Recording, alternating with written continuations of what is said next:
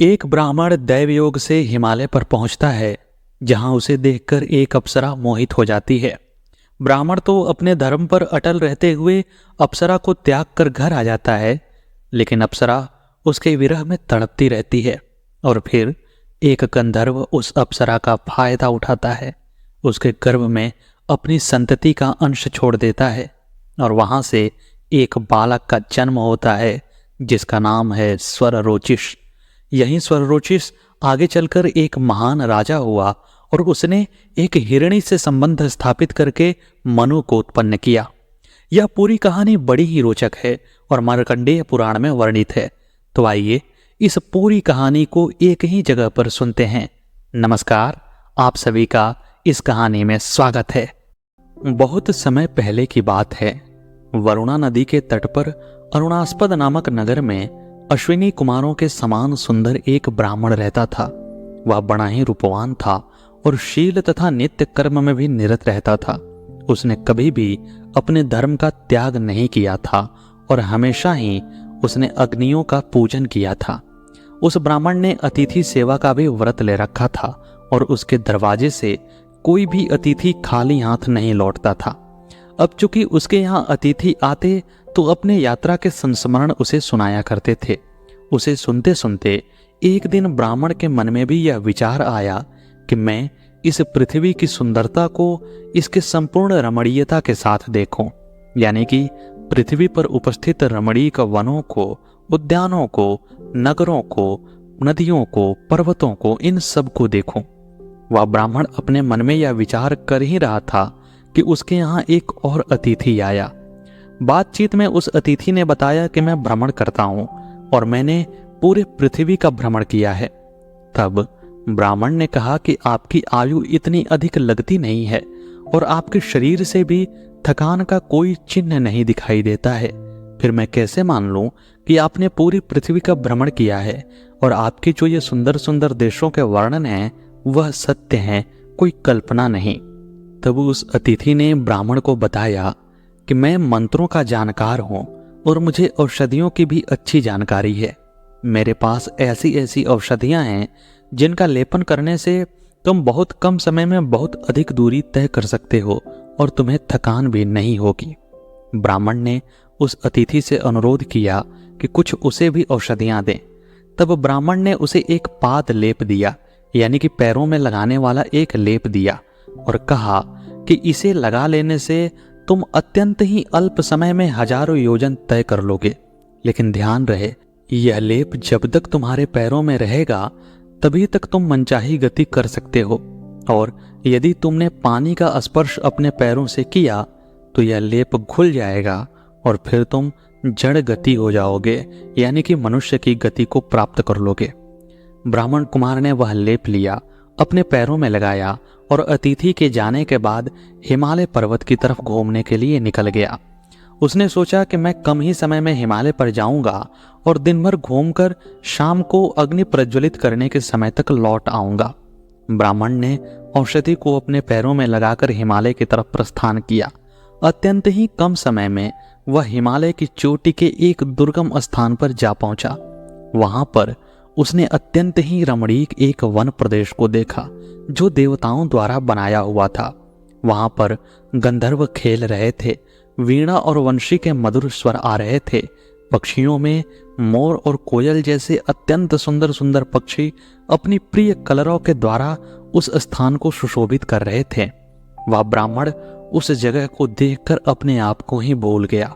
लेकिन उसके पैरों के तलवे की गर्मी से जब हिमालय की बर्फ पिघलने लगी तो उसके पानी के स्पर्श को होने से उसके पैरों में लगी हुई औषधि धुल गई। ब्राह्मण बहुत समय तक उस रमणीक वन प्रदेश को देखता रहा। जहां तहां उद्यान शोभित हो रहे थे। देवताओं ने अपने खेलने के लिए स्थान भी बना रखे थे। वहां सैकड़ों गंधर्व थे, सुंदर अप्सराएं थीं और पशु पक्षी का तो पूछना ही नहीं था। हर तरफ शांति थी और हिंसक पशु भी वहां पर एकदम अहिंसक स्वभाव के साथ निवास कर रहे थे। देखते देखते जब शाम होने को आई तो ब्राह्मण ने अपने घर जाना चाहा, लेकिन जैसे ही उसने घर जाने के लिए प्रस्थान करने का विचार किया तो उसने देखा कि उसकी गति समाप्त हो गई है। अब वह बड़ा चिंता में पड़ गया था। उसने अपने जीवन में कभी भी संध्या काल के कर्म को छोड़ा नहीं था। इस बार उसके सामने यह प्रश्न उपस्थित हो गया कि यदि वह घर नहीं जाएगा तो गृहस्थ अग्नि कैसे जलाएगा, फिर उसका धर्म नष्ट हो जाएगा, वह होम नहीं कर पाएगा। इतना सोचने के बाद उसने सोचा कि यह दिव्य प्रदेश है, अगर मैं आसपास खोजूं तो कोई ध्यानी, कोई योगी मुझे मिल जाएगा जो मुझे घर जाने में सहायता करेगा। यही सोचकर वह उस रमणीक स्थान पर इधर उधर घूमने लगा। इतने में एक वररूथिनी नामक अप्सरा ने उसे देखा। वररूथिनी बड़ी ही सुंदर अप्सरा थी। जब उसने ब्राह्मण को देखा तो उसकी कांति और उसकी शोभा से वह आसक्त हो गई और उसके मन में कामदेव का प्रभाव जगने लगा। वह अपने आप को और सुंदर बनाकर ब्राह्मण के सामने आई और ब्राह्मण से बोली कि हे सुंदर युवक, तुम कौन हो? तुम देवता नहीं हो, गंधर्व नहीं हो, यक्ष नहीं हो, तुम अवश्य ही मनुष्य दिखाई देते हो। तुम यहाँ किस प्रकार पहुंचे और तुम बड़े ही चिंतित होकर इधर उधर भ्रमण कर रहे हो, इसका कारण क्या है? तब ब्राह्मण ने कहा, हे सुंदरी, मैं एक ब्राह्मण हूं। मैं वरुणा नदी के तट पर स्थित अरुणास्पद नगर से आया हूं। मुझे एक अतिथि ने पैरों में लगाने के लिए औषधि दिया था, जिसके प्रभाव से मैं यहां तक पहुंचा, लेकिन बर्फ के स्पर्श से वह औषधि धुल गई है और मैं अब घर जाने के लिए चिंतित हूं। यदि मैं घर नहीं गया तो मेरा धर्म नष्ट हो जाएगा। अगर तुम मुझे घर पहुंचा सको तो तुम्हारी बड़ी कृपा होगी, क्योंकि तुम्हारी कांति दैवीय है। तब कामदेव के बाण से विधि हुई उस अप्सरा ने ब्राह्मण से कहा कि तुम घर क्यों जाना चाहते हो? मैं तुम पर आसक्त हूं। तुम मेरे साथ इस सुंदर प्रदेश में रमण करो। तुम्हें घर जाकर क्या मिलेगा? यहाँ पर स्वर्ग से भी अधिक सुंदर स्थान है। यहाँ पर तुम्हें हर प्रकार के सुख और हर प्रकार के भोग मिलते रहेंगे। तुम्हें चिंता करने की कोई आवश्यकता नहीं है। अगर तुम मेरे साथ रमण करोगे तो शीघ्र ही अपने बंधु बांधवों को भी भूल जाओगे और यहाँ सुखपूर्वक निवास करोगे। यहाँ पर तुम्हें जरा और मृत्यु, बुढ़ापा आदि चीज भी नहीं व्याप्त होंगे। फिर तुम सुख से यहाँ क्यों नहीं रहते हो? ब्राह्मण ने उस अप्सरा को समझाते हुए कहा कि हे सुंदरी, मैं ब्राह्मण हूं। ब्राह्मणों के लिए भोग विलास नहीं बना है। मुझे इस सुंदर जगह को देखने की लालसा थी, लेकिन मैं यहाँ बस नहीं सकता हूँ। यह मेरा धर्म नहीं है। मेरा धर्म तो संध्या कर्म करना है, नित्य कर्म करना है। मैं यदि घर नहीं गया तो गृहस्थ अग्नि नहीं जला पाऊंगा, जिसके कारण मेरा धर्म नष्ट हो जाएगा। अतः तुम मुझे यहाँ रुकने के लिए ना कहो। यदि तुम वास्तव में मुझसे प्रेम करती हो तो मुझे यथाशीघ्र मेरे घर पहुंचा दो। वररुतनी ने कहा कि तुम क्यों जिद पर अड़े हुए हो? तुम घर जाकर क्या करोगे? तुम यहाँ मेरे साथ भोग विलास करो, रमण करो। घर जाकर तुम्हें कुछ नहीं मिलने वाला है। ब्राह्मण ने फिर अनुरोध किया कि मैं तुम्हारे साथ किसी भी तरह से विलास नहीं कर सकता हूँ। मेरे गुरु ने कहा है कि पराई स्त्री की तरफ कभी भी गलत निगाह से मत देखना। मैं अपनी स्त्री के अलावा किसी से भी रमण करने की स्थिति में नहीं हूं, इसलिए तुम मुझ पर कृपा करके मुझे घर जाने दो। तब वररुथिनी नामक वह अप्सरा, जो कि कामदेव के प्रभाव से अशक्त हो रही थी, उसने ब्राह्मण से अनुनय विनय करने के साथ कहा कि आत्मा की 8 गतियों में से एक दया भी है। अगर तुम मुझ पर दया दिखाते हुए मेरे साथ रमण नहीं करते हो तो मैं तुरंत ही मृत्यु के मुंह में चली जाऊंगी, फिर तुम्हें ही पाप लगेगा। ब्राह्मण अब तक उस अप्सरा के व्यवहार से रुष्ट हो चुका था। उसने खिन्न होकर कहा कि तुम गजब स्त्री हो, तुम्हारे अंदर धैर्य नहीं है। तुम पर पुरुष को प्राप्त करना चाहती हो। तुम नहीं जानती कि यह पाप है। मैं तुम्हारे साथ रमण नहीं कर सकता। अप्सरा ने कहा कि मैं अप्सरा हूं, मैं इच्छा अनुसार किसी भी पुरुष से रमण कर सकती हूँ। विधाता के यहाँ मेरे लिए इस कृत्य का कोई पाप नहीं है। तब ब्राह्मण ने कहा, लेकिन ब्राह्मण होने के नाते मुझे यह कृत्य वर्जित है, इसलिए मैं तुम्हारी इच्छा की पूर्ति नहीं कर सकता हूं।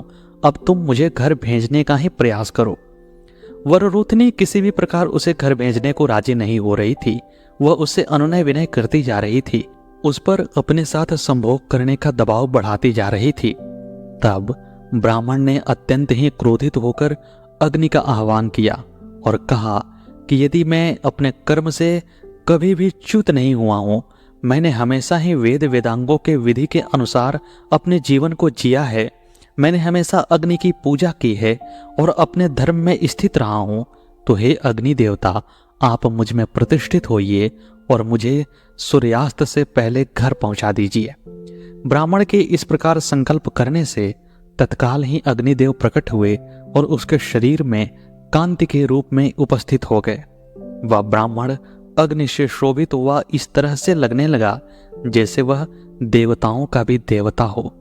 उसके इस अपूर्व सौंदर्य को देखकर वररूथनी उसमें और आसक्त हो गई, लेकिन अब वह ब्राह्मण रुक नहीं सकता था। अग्निदेव के प्रभाव ने उसे तत्काल ही उसके घर पहुंचा दिया।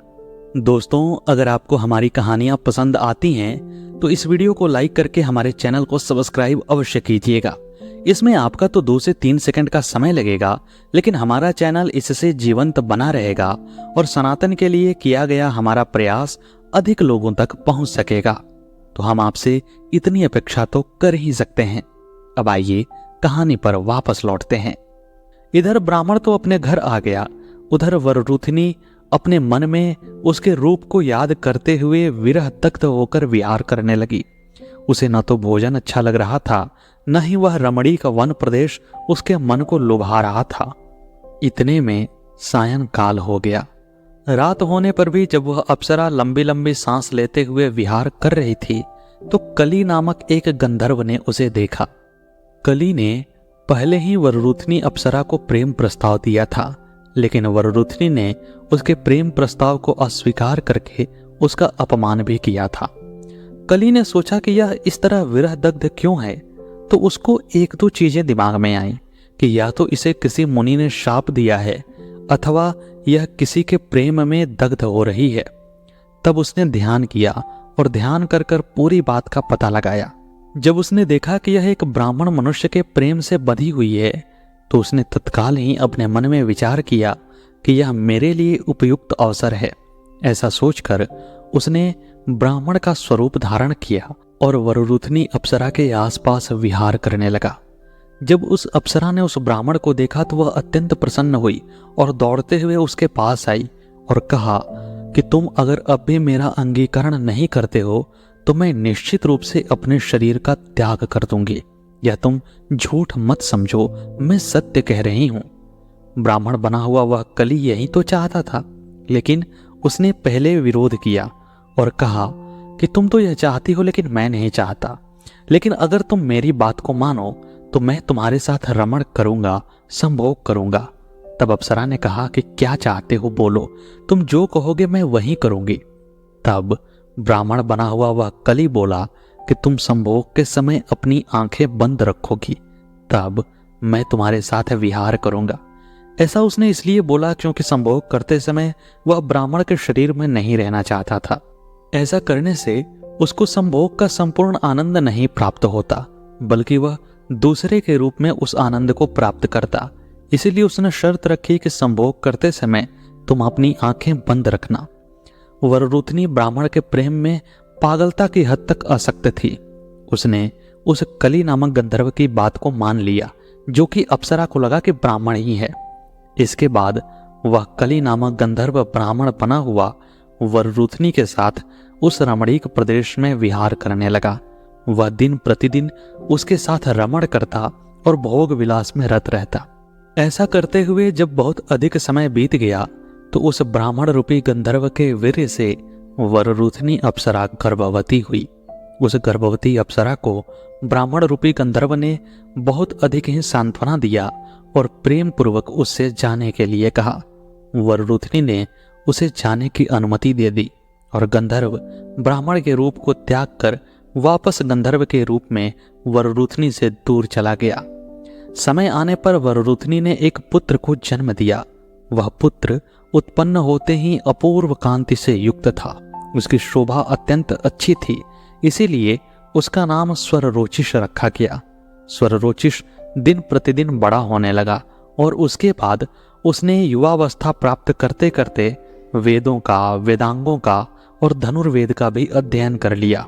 वह अत्यंत ही सुंदर तथा अत्यंत ही बलवान युवा बना। एक दिन वह पर्वतीय प्रदेश में विचरित हो रहा था कि उसने एक कन्या को भयभीत होकर भागते हुए देखा। वह बचाओ बचाओ की रट लगा रही थी। उसको देखकर वह बोला कि हे कन्या, तुम किस भय से आंखें बंद करके भागी जा रही हो? तुम डरो मत, मुझसे यह बात बताओ। तब उस स्वररोचिष के इस प्रकार पूछने पर उसने श्वास लेते हुए अस्पष्ट अक्षरों में कहा, मैं इंदी वराक्ष नाम की विद्याधर की बेटी मनोरमा हूं और मेरी मां मरुधनवा की बेटी है। मेरी विभावरी नामक सखी मंदार विद्याधर की पुत्री है और दूसरी कलावती पार मुनि की कन्या है। उन दोनों के साथ उत्तम कैलाश तट पर घूमते हुए वहां मैंने एक मुनि को देखा, जिनकी आकृति तपस्या से अति क्षीण और निस्तेज हो गई थी तथा जिनका कंठ भूख प्यास से सूखा हुआ और आंखें गड्ढे में घुसी हुई थी। उनको देखकर मुझे हंसी आ गई, जिससे उन्होंने क्रोधित होकर अपने कृशकाय शरीर से कांपते हुए और होठों को हिलाते हुए शाप दिया, हे दुष्टे, जो कि तू मुझे देखकर हंसी है, इसलिए बहुत शीघ्र तुझको एक राक्षस पकड़ लेगा। मुझे शाप देने पर मेरी सखियों ने मुनि की निंदा की और कहा कि तुम्हारे मुनित्व को धिक्कार है, तुम में क्षमा नहीं है, तुमने वृथा ही तप किया। मालूम होता है कि तुम क्रोध से ही क्षीण हो रहे हो, तप से नहीं। क्षमावान होना ही मुनियों का और तपस्वियों का स्वभाव है, क्रोध का नियंत्रण करना ही तप है। यह सुनकर उस अमित तेजस्वी मुनि ने उन दोनों को भी शाप दिया कि एक को कुष्ठ और दूसरी को क्षय रोग हो जाए। उसके उसी क्षण ऐसा कहते ही वे दोनों कुष्ठ और क्षय रोग से ग्रसित हो गईं और मेरे पीछे भी यह महान राक्षस चला आता है। क्या आप उसके गर्जना की आवाज को नहीं सुनते हैं? आज 3 दिन से यह मेरा पीछा नहीं छोड़ता है। उसके बाद उस कन्या ने एक अत्यंत ही भेद भरी बात स्वररोचिष को बताई। उसने कहा, मेरे पास संपूर्ण अस्त्रों का हृदय मौजूद है। हे महामते, इसको मैं आपको देती हूं। आप इसकी सहायता से इस राक्षस से मेरी रक्षा करें। इस हृदय को सबसे पहले पिनाकधारी स्वयं महादेव जी ने स्वयंभू मनु को दिया था। स्वयंभू मनु ने इसे वशिष्ठ जी को दिया और वशिष्ठ जी ने यह मेरे नाना चित्रायुध को दिया, जिससे कि मेरी माता के विवाह समय मेरे पिता ने ले लिया था। हे वीर, मेरे पिता ने इसको मुझे बाल्यावस्था में ही दे दिया है। यह संपूर्ण अस्त्रों का हृदय शत्रुओं का नाश करने वाला है, इसलिए इसको, जो संपूर्ण अस्त्रों का काम देता है, आप ग्रहण कीजिए और ब्राह्मण के शाप के कारण आए हुए इस दुष्ट को मार डालिए। यह कहकर उस कन्या ने अपने हाथ में जल लेकर संकल्प के द्वारा अस्त्रों के हृदय को उसके रहस्य के साथ ही स्वररोचि को दे दिया। इसी अवसर में वह भीषण आकार वाला राक्षस घोर गर्जना करता हुआ वहां पर आया और इस प्रकार से कहने लगा कि हे कन्या, तुझे कोई नहीं बचा सकता है। उसने स्वररोचि की तरफ देखकर बोला कि इस पूरी पृथ्वी पर मुझसे तुम्हारी रक्षा कोई नहीं करेगा। ऐसा कहकर वह राक्षस कन्या को पकड़ने के लिए उसकी तरफ बढ़ा और वह कन्या को खा जाना चाहता था। स्वररोचिष ने सोचा कि यदि यह राक्षस इस कन्या को पकड़ ले तो मुनि का शाप निष्फल नहीं होगा और उसके बाद मैं इसका संहार कर दूंगा। तब उस राक्षस ने मनोरमा नामक उस कन्या को पकड़ लिया और वह सुंदरी करुणापूर्वक विलाप करने लगी कि मुझे बचाइए, मुझे बचाइए। यह सुनकर स्वररोचि ने क्रुद्ध होकर उस भीषण चंडास्त्र को शीघ्र ही उस राक्षस की ओर चला दिया। उससे डरकर निशाचर ने मनोरमा को छोड़ दिया और कहने लगा कि आप प्रसन्न होइए, इस अस्त्र को शांत करिए और मेरी बात सुनिए। हे महान तेजस्वी, मुझको तुमने बुद्धिमान ब्रह्ममित्र के दिए हुए अति घोर शाप से बचा लिया है। तुमने मेरा उपकार ही किया है। अब मैं शाप से मुक्त हूं, तुम अस्त्र को लौटा लो। तब स्वररोचि ने अस्त्र को लौटा लिया और पूछा कि तुमको किस कारण से यह शाप मिला था। यह सुनकर राक्षस बोला, ब्राह्मण ब्रह्ममित्र ने अष्टांग सहित आयुर्वेद और 13 अधिकार सहित अथर्ववेद का अध्ययन किया है। मैं इंदी वराक्ष नाम का गंधर्व हूं, जो इसी मनोरमा का पिता हूं और विद्याधरों के पति नलनाभ का पुत्र हूं।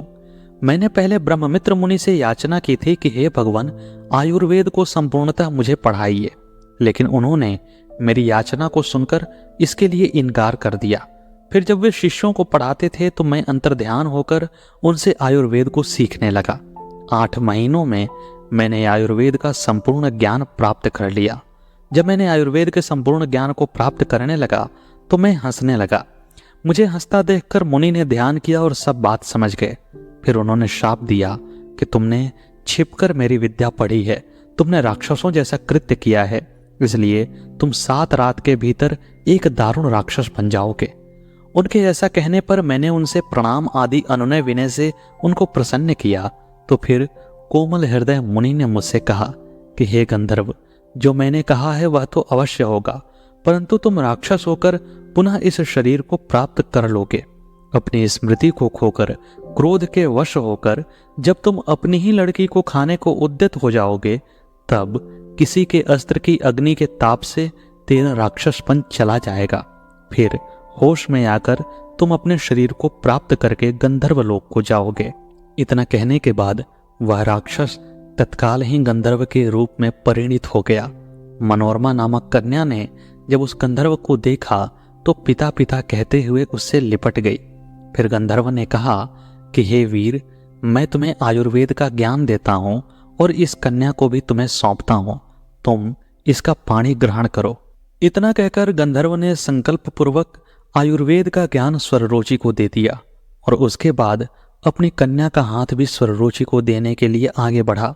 तब उस कन्या ने कहा कि हे पिता, मेरी 2 सखियां मेरे ही कारण रोग से ग्रसित हैं। मैं तो इस वीर युवक से देखते ही प्रेम कर बैठी थी, लेकिन जब तक सखियां कष्ट में हैं और मेरे कारण कष्ट में हैं, मैं भोग विलास कैसे कर सकती हूँ। मैं एक स्त्री हूँ, मेरा हृदय कोमल भावों से बना हुआ है, मैं यह अकृत्य नहीं कर सकती हूँ। तब स्वररोच ने कहा कि मुझे आयुर्वेद का ज्ञान हो गया है, मैं तुम्हारे सखियों को ठीक कर दूंगा। यह सुनकर उस कन्या ने स्वररोचि से विवाह कर लिया और दोनों सुखपूर्वक उन सखियों के पास गए जो कुष्ठ और क्षय रोग से पीड़ित थीं। तब वहां जाकर स्वररुचि ने उन दोनों का इलाज किया और वे दोनों स्वस्थ हो गईं। जब वे दोनों सखियां रोग से छूट गईं तो उनमें से एक ने प्रसन्नतापूर्वक स्वररुचि से कहा, हे प्रभु सुनो, मैं मंदार नामक विद्याधर की कन्या विभावरी हूं। आप उपकारी हैं, इसलिए मैं अपने आप को आपको समर्पण करती हूं। आप मुझे स्वीकार करें। मैं आपको एक विद्या भी देती हूं जिससे सब जीवों की बोली का ज्ञान आपको हो जाएगा। आप मुझ पर प्रसन्न हो। उसके इस प्रकार कहने पर धर्मात्मा स्वररुचि ने उससे एवं मस्तु कहा और उसे अंगीकार कर लिया। दूसरी सखी ने भी इस प्रकार कहा, हे कुमार, वेद वेदांग के जानने वाले भाग्यवान ब्रह्मर्षि ब्रह्मचारी पार मुनि मेरे पिता हैं। एक समय कोकिलों की ध्वनि से परम रमणीक वसंत ऋतु में पुंजकस्त नामक अप्सरा उनके पास आई। उस महापर्वत पर कामसक्त होकर मुनि ने उससे भोग किया और उस संभोग के परिणाम स्वरूप मेरा जन्म हुआ। मुझको उस निर्जन वन में जहां सर्प और सिंह भरे हुए थे, पृथ्वी पर अकेला छोड़कर मेरी माता चली गई। फिर जिस तरह चंद्रमा कलाओं से दिन प्रतिदिन बढ़ता है, उसी तरह मैं वृद्धि को प्राप्त होती गई। इसी कारण मेरे पिता ने मेरा नाम कलावती रखा और इसके बाद मुझे एक गंधर्व पालने के लिए पिता से मांग कर ले गया। फिर मेरे पिता से एक राक्षस ने मुझे मांगा।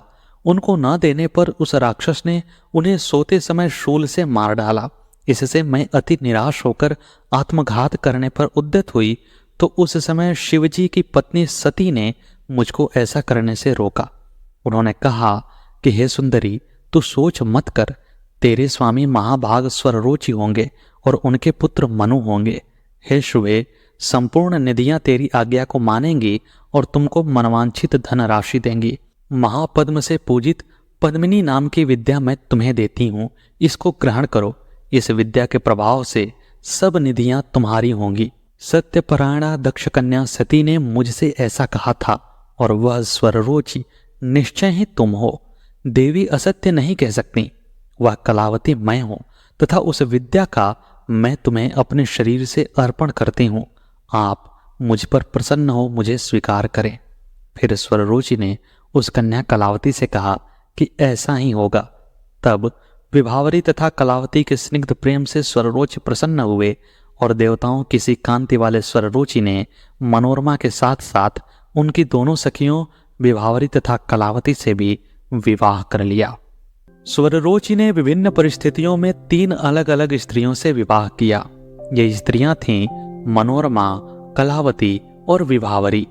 इन स्त्रियों से विवाह के परिणाम स्वरूप उसे अस्त्रों का अपूर्व भंडार मिल गया, पशु पक्षियों की बोली को समझने का मंत्र मिल गया और साथ ही उसे एक ऐसी विद्या प्राप्त हुई जिससे वह जितनी भी चाहे धन संपदा अर्जित कर सकता था। इन सब के होने के कारण वह अपूर्व वैभवशाली हो गया।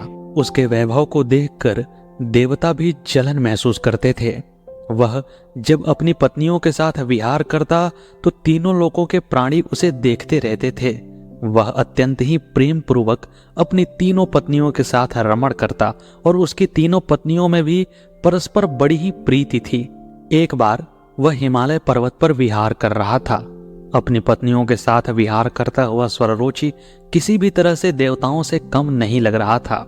उसके विहार को देखकर मानसरोवर में तैरती 2 हंसिनियां आपस में बातें करने लगी। एक हंसिनी उसके प्रभाव को देखकर उससे जलन महसूस करती हुई दूसरी हंसिनी से इस प्रकार कहती है कि यह स्वररुचि धन्य है, यह अत्यंत पुण्यवान है जो यौवनावस्था में अपनी स्त्रियों सहित इच्छित भोगों को भोग रहा है। इस संसार में बहुधा यदि पति सुंदर और युवा है तो उसकी स्त्री कुरूपा है, और यदि पत्नी अच्छी है तो पति अच्छा नहीं है। कहीं स्त्री की कद्र है तो कहीं पुरुष की। परस्पर दाम्पत्य प्रेम अति दुर्लभ है।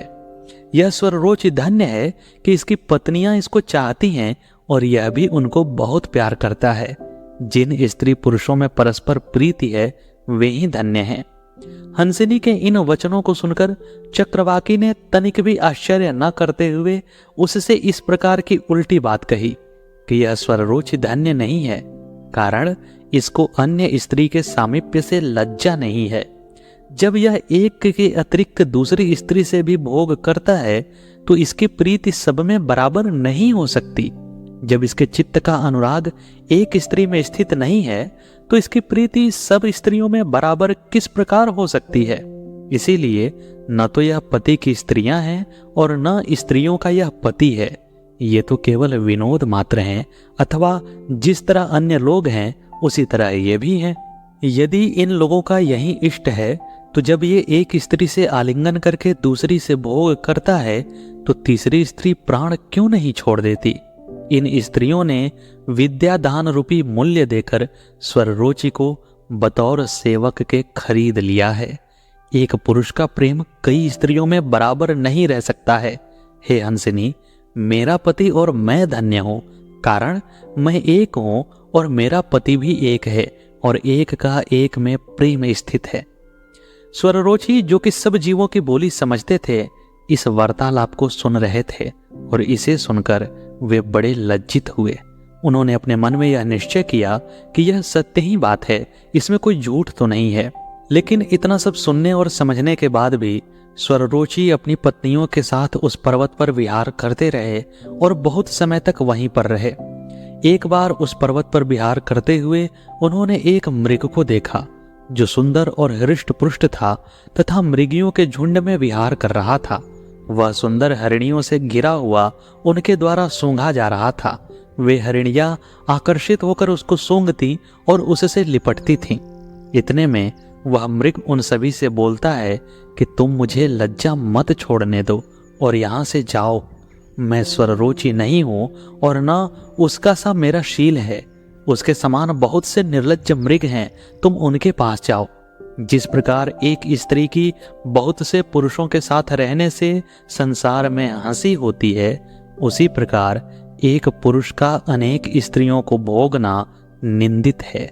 जो पुरुष अन्य स्त्री में कामासक्त रहता है उसकी धार्मिक क्रियाओं की दिन पर दिन हानि ही होती जाती है, और जो ऐसे चरित्र वाला है उसे परलोक से विमुख ही समझो तुम लोग। मैं तो अपने धर्म पर दृढ़ रहूंगा, मैं कोई स्वररुचि थोड़े हूं। हरिणी के द्वारा मृगियों के प्रति कहे हुए वचनों को सुनकर स्वररुचि ने अपने आप को पतित समझा। चक्रवाकी एवं मृग की कही हुई नसीहत से उसने स्त्रियों को त्यागने की इच्छा की, परंतु स्त्रियों के पास आते ही उसकी काम वासना पुनः बढ़ गई। वह सब ज्ञान कथा भूल गया तथा उसने पुनः अनेक वर्षों तक उन स्त्रियों के साथ विहार किया। परंतु वह बुद्धिमान स्वररोची विषयों में आसक्त होता हुआ भी धर्म पूर्वक सब क्रियाओं को करता रहा।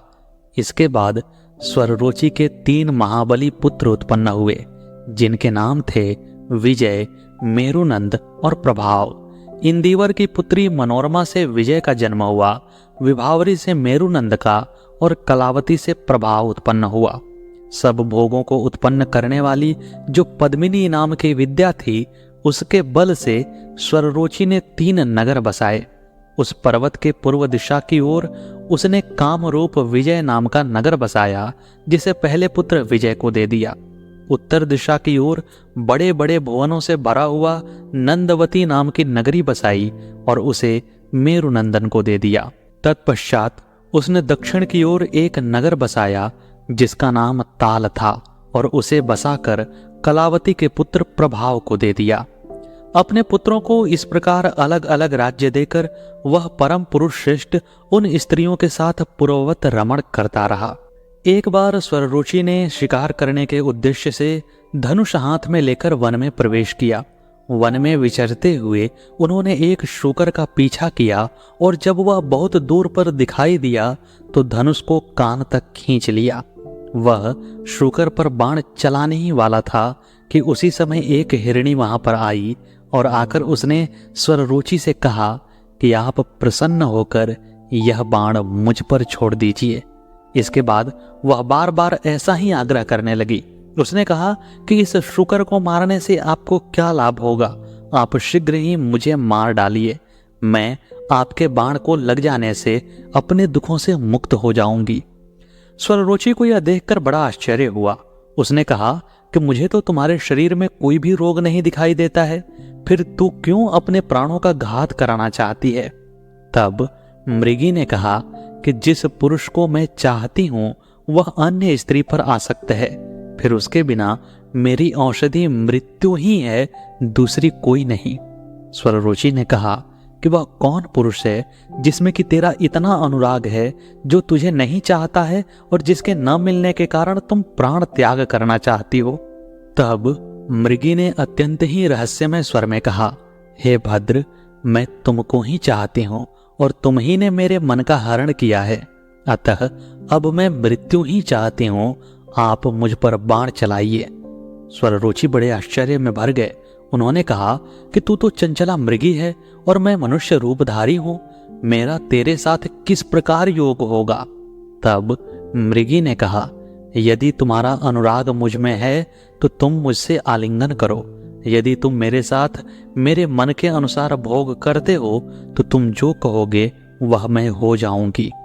इसके बाद स्वररुचि, जो कि बहुत से विस्मयों को देख चुके थे, उन्होंने हरिणी की बात को सच मानकर उसके साथ भोग किया। उनके आलिंगन करते ही वह हरिणी शीघ्र ही दिव्य शरीर वाली स्त्री हो गई। उस समय विस्मय से भरे हुए स्वररुचि ने उससे इस प्रकार से पूछा कि तुम कौन हो?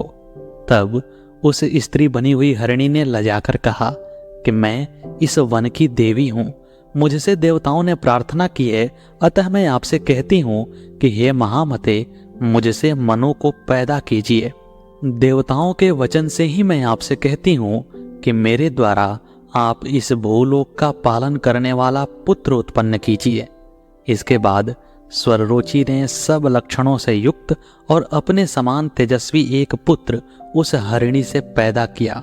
उस पुत्र के पैदा होने के समय देवता लोग बाजे बजाने लगे, गंधर्व गाने लगे और अप्सराएं नाचने लगीं तथा नागलोक और तपोधन ऋषिगण उस बालक के ऊपर जल के छींटे मारने लगे और देवता लोग पुष्पों की वर्षा करने लगे। पिता ने उसका तेज देखकर स्वयं उसका नाम द्युतिमान रखा, कारण कि वह अपने तेज से सब दिशाओं को प्रकाशित कर रहा था। वह बालक द्युतिमान बड़ा बली और पराक्रमी हुआ और स्वररुचि का पुत्र होने के कारण स्वारोचीप कहलाया। दोस्तों, मनु कोई एक व्यक्ति का नाम नहीं है। हमारे यहाँ कई मनु हुए हैं। उन्हीं कई मनुओं में से स्वररुचि के ये पुत्र द्युतिमान भी एक मनु कहलाए। एक बार स्वररुचि ने उस रमणीक पर्वत पर विचरते हुए एक हंस और हंसनी को देखा। हंसनी काम वासना से भरी हुई थी और वह हंस के सामने प्रणय निवेदन कर रही थी। इतने में हंस ने उस काम वासना से युक्त हंसनी से कहा कि अब तुम मुझको छोड़ दो। मैंने तुम्हारे साथ बहुत काल तक क्रीड़ा की, सदैव भोग करने से क्या लाभ होता है। अब तो मेरी अवस्था भी चरम सीमा को पहुंच गई है। हे हंसिनी, अब मेरे और तेरे वियोग का समय है। यह सब बातें सुनकर हंसिनी ने कहा, भोग के लिए कौन सा समय नहीं है। यह समस्त संसार भोगात्मक है। ब्राह्मण लोग भी संयात्मा होकर भोग के लिए ही यज्ञ करते हैं। ज्ञानी लोग दृष्ट अदृष्ट भोगों की इच्छा करते हुए दान देते हैं तथा धार्मिक क्रियाएं करते हैं। जब बड़े बड़े ज्ञानी और संयात्मा लोगों के कर्म का फल भोग ही है, तो तुम तिर्यक योनि में होकर भी भोग की इच्छा क्यों नहीं करते। यह सुनकर हंस ने कहा, भोगों और भाई बंधुओं में आसक्त चित्त वालों की परमात्मा में बुद्धि किस तरह स्थित होगी। पुत्र, मित्र और स्त्री आदि में आसक्त मनुष्य इस प्रकार दुख पाते हैं जिस प्रकार वृद्ध हाथी तालाब की कीचड़ में फंसकर पाता है। हे भद्रे, तुम स्वररुचि को क्यों नहीं देखती, जो कि बाल्यावस्था से ही कामासक्त होकर स्नेह रूपी जल की कीचड़ में मग्न हो रहा है। स्वररुचि अपनी युवावस्था में स्त्रियों में आसक्त था और अब अपने पुत्र में आसक्त है। इसका मन इस कीचड़ से कैसे निकलेगा। हे हंसिनी, मैं स्वररुचि की तरह स्त्री के वश में नहीं हूं, यानी कि काम के वश में नहीं हूं। मुझे विवेक है, इसलिए मैं अब भोगों से निवृत्त होता हूं। हंस के मुख से यह वचन सुनकर स्वररुचि को बड़ी ही उद्विग्नता हुई, क्योंकि वे भी पशु पक्षियों की बोली को समझते थे। यह सब सुनकर उन्होंने अपने मन में विचार किया कि अब मैं पुत्र और पौत्रों से संपन्न हो गया हूं। अब मुझे सांसारिक विषयों को छोड़कर ईश्वर की भक्ति करनी चाहिए।